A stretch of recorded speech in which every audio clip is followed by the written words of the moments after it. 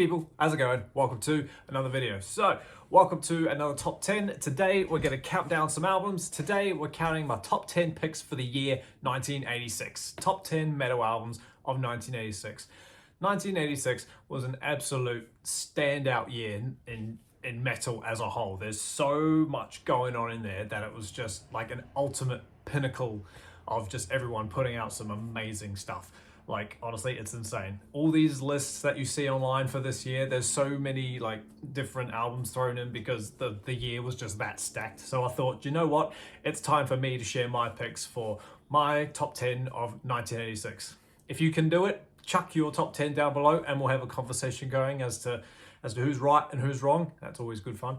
But yeah, for me, we'll get started straight away, I reckon. For me, coming in at number 10, I've gone with Tankard's Zombie Attack. This one came out in July, and July 1986. And I first heard this one when I was doing my Big Four German thrash debut album ranking. I went through a period about last year where I would take a Big Four of a genre and rank all the debuts from said genre, and it was fun, and Tankard was one of them. Tankard got quite high up there. Tankard got to number 2 out of that Big Four.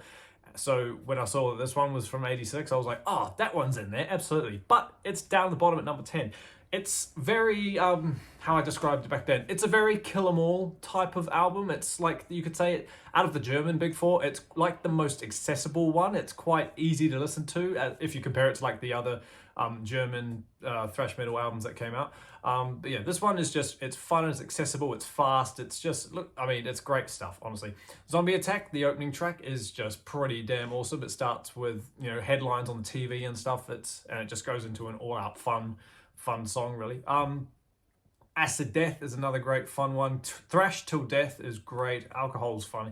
But yeah, it's just a fun little album, just meant to be played loud, meant to be played fast. It's a good time. So yeah, number 10, Tankard, Zombie Attack. Number 9 for me, Rain and Blood. Yeah, this one crept down the bottom just because I prefer to listen to other stuff. I'm not the biggest Slayer fan, to be honest. So, but like, you have to admit, this is obviously like one of their best albums of all time. So like, naturally it gets in the list. But yeah, it's only number 9 for me. Side 1 is the stacked side. Like, it's just, I don't really need to go into too much depth about this album, but like, you can't deny, in my opinion, side 1 is just flawless. Angel of Death. What a way to start an album. What a scream. What a vocal pitch that is. Piece by Piece is cool. Necrophobic, I think, is awesome. One of the more fun ones. Altar of Sacrifice, though, is probably my favorite song on this album. It's just insane. I've always loved that song. Just the evilness about it, it's just great. Jesus, well, the evilness of the whole thing, but yeah, it's honestly so fun. Jesus Saves is crack up. It's a very quick album. It's literally half an hour long. The longest song on here is Postmortem, which rocks in, the longest song on here is Rain and Blood, which rocks in at 4 minutes 14. But yeah, everything else is 2 minutes. Oh, sorry, Angel of Death is the first song, and that's the longest song. It's nearly 5 minutes. But yeah, everything else, 2 minutes 2 minutes 50, 54, 223, 211. You know, it's a very fast race through album, which is why side 2 for me is the weaker side, even though it's got Rain and Blood on it. Like, you know, Criminally Insane, Reborn, and Epidemic, you know, while they're all fun and they just fly by. But yeah, great album nonetheless. One of the cult classics, obviously. Number 9, Rain and Blood. Number 8, Epicus Doomicus Metallicus from Candlemass. This one's great. When I did the Big Four rank of doom metal, these guys were the number 1 pick. This album was just awesome. I had never heard the album before until I did that ranking, and just amazing stuff. Like, from the minute I heard the song Solitude, I was just like, boom, this puts everything else like to shame in that little ranking, I should say. But like, it's 6 tracks, it's 42 minutes long, it's pretty awesome. Obviously it's doom metal, right? So they're a lot lower, they're a lot slower and longer. You know, like I said, Solitude is a great song. Demon's Gate is over 9 minutes. It's just perfect. I think that one's awesome. Under the Oak is great. A Sorcerer's Pledge, honestly, it's a stacked album, 6 tracks, following the vein of all the black metal albums. They're all 6 tracks, but this one's just great. Honestly, if you haven't heard Doomicus Metallicus, go check it out. It's great fun. I could jam this anytime, especially when you're feeling for something slow and doomy. So yeah, number 8, Doomicus Metallicus. Number 7, Fatal Portrait from King Diamond. Just fantastic stuff, honestly. I'm not essentially the biggest King Diamond fan either. I tried to do a ranking of his stuff not long after doing a Merciful Fate ranking. I got through all of those albums and they were great fun. You know, Melissa's awesome, Don't Break the Oath, but even the other ones like Time and Into the Unknown and In the Shadows, I think it's called. Those are great. And then when I tried to do King Diamond, I just couldn't get through it. You know, I got through Fatal Portrait and I got through Abigail and I got to them and I was just like, I then started to lose interest. I don't know if it was because I shouldn't have done it off the back of Merciful Fate, but yeah, Fatal Portrait and Abigail, they were both incredible albums. I thought they were both awesome, as you can tell from putting Fatal Portrait in this ranking. The Candle, the Jonah, the Portrait, just three absolute staples in the King Diamond discography. Just like, put the riffing and the solo. Who plays the guitar on this? Andy LaRocque. Oh my God. He's up there with some of the greats. Like, the stuff that he does on there is just insane. Do you know what I mean? It's just wild. This album is chucked in half. The five songs on this album, which are the first four and Haunted, they form a short story. Narrator sees a face in every candle that he burns. The face speaks one word to him, Jonah. So he finds an old book, speaks a rhyme, and frees the spirit from the candle. It's the spirit of a little girl named Molly who tells him her story that happened 7 years before. Mrs. Jane kept her 4-year-old daughter Molly in the attic until she died. Before Mrs. Jane painted Molly's portrait and put it above the fireplace so that Molly would become immortal. However, Molly made the portrait speak to her mother so that Jane would know about Molly's pain. Mrs. Jane then speaks a rhyme and burns the portrait. A free spirit of Molly returns to haunt her until she goes insane. If that doesn't sum up what King Diamond's all about, then I don't know what does. Just that story in itself is awesome. And then he tops it with Abigail and all the rest of it. But yeah, honestly, aside from the Candle, Jonah, Portrait, you know, Dressed in White is a great song as well, as is Halloween and Lurking in the Dark. They're just fantastic stuff. Honestly, the riffs are amazing. The solos are intense. It's just an onslaught of an album. So yeah, easily gets in this list. Number 7, is Fatal Portrait. Number 6, Peace Sells, but who's buying? This is my favorite Megadeth album. So I knew that this was going in the list, like, before I even tracked down what else came out in '86. Like, this album is just awesome. This holds the first Megadeth song that I ever heard, being the title track. I heard it from Grand Theft Auto Vice City, and it was that pounding bass intro with the drums, well, the bass drum, I should say, and then you know, and then the solo that comes after it with a little lick thing. I just thought it was such a fun song. And then I went out and bought the album, and I was just like, this is just great. So yeah, I will always put this album above Rust in Peace and Countdown and all the rest of it. But yeah, this one's just stacked. I've had people roast me for having like this is the 2004. This is 2004, right? Where is it? Yeah, this is the 2004 remix, and people roast me for having those ones, but it's like, yo, that's my era, get over it. But yeah, Wake Up Dead, fantastic song, honestly. Just awesome stuff. Soloing in that is ridiculous. The riffing in that is insane. We all know it. Like The Conjuring as well. The riffing in that is awesome. Peace Sells, like I just said, great stuff. Devil's Island, underrated song. Really, really good. I've always loved that one. What gets me about that is the verses. I think the verses, the way they're sang, I think it's awesome. Good Morning, Black Friday, fantastic. Bad Omen, I Ain't Superstitious, and My Last Words. Just fantastic stuff. I probably don't need to tell you to go listen to it, but if you're new to metal, go check this out. It's thrash metal with a tiny bit more cohesiveness in it, shall we say, a tiny bit more structured. So yeah, number 6, Megadeth, Peace Sells. Number 5, Power and Pain by Whiplash. This album is great. I remember when I was like 16, 15, back in school, I took geography with a student who was a year above what we were, and he was mad into thrash and black metal and all that. But me being 15, 16, I hadn't crossed that bridge yet. I was like, I've just discovered Maiden and I'm fully obsessed with them, so I don't need to hear anything else at the moment. And I remember, because I remember the album cover, he gave me this album, this physical album. He's like, sink your teeth into this. And you know, back then I was like, nah, too aggressive, too fast, whatever. But I've never forgotten the album cover. So when I saw it again, that it was a 1986 album, I was like, wow, let's listen to that again. You know, it was just like so good to hear it again. And God, does this album slay. Like, just fantastic thrash. Like, honestly, it's messy, it's loud, it's American, which I didn't actually expect. I thought it was going to be foreign, but yeah, like, just Stage Dive, Red Bomb, and Last Man Alive. Again, the first 3 songs, just back-to-back, just onslaughts of perfectly conducted thrash. It's just fantastic. Like, again, a very quick album. It just races through. It's 35 minutes of just everything going. But the riffs and the solos, it's all so catchy. It's just a good time. You know, like 86 is a great year for thrash. I should have said that at the start. But like, it's just a fantastic album. If you haven't heard Whiplash and you haven't heard this album, I highly recommend you go ahead and do it. This is the debut as well, and it's pretty damn awesome. So yeah, I highly recommend you check this one out. That is Whiplash, Power and Pain, number 5. It'd be funny if this next album was number 3, but instead it's number 4. Number 4 is Yngwie Malmsteen's Trilogy. This is, again, a fantastic album. I've got no problem listening to Malmsteen. I enjoy it. I'm a guitar player. He's one of my heroes. You know, I've accepted that I'll never be that fast, and that's okay. No one will ever be that fast. It's okay. We don't need to do it. But yeah, Trilogy is an absolute just staple in heavy metal. In heavy metal, full stop.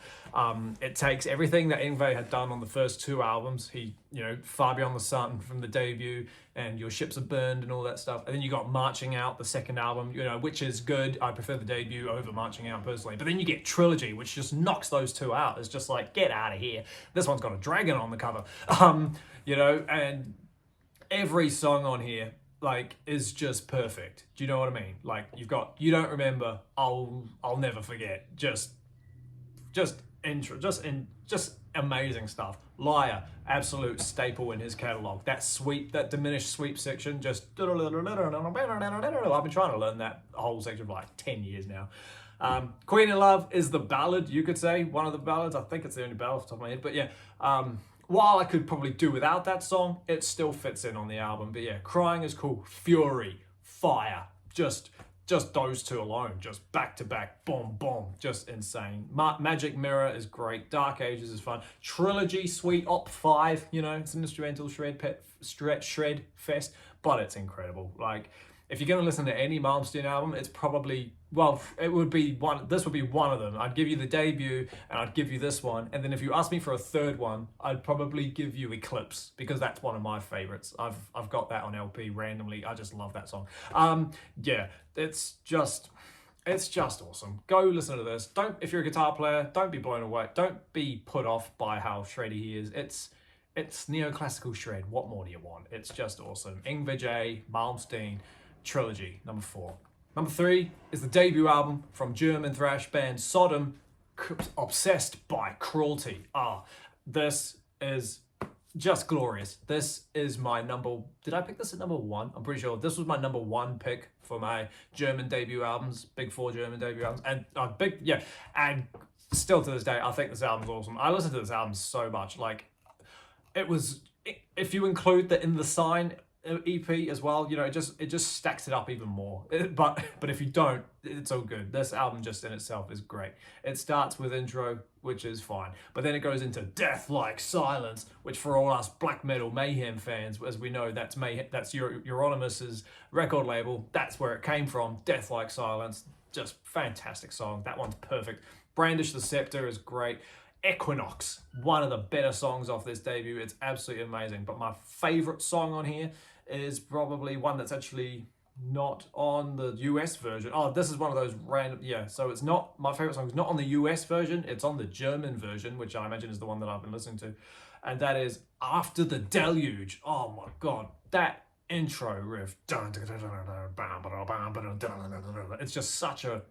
It's just such an abuse on the picking hand. It's just insane. Witch Hammer is only 90 seconds long, but it's all right.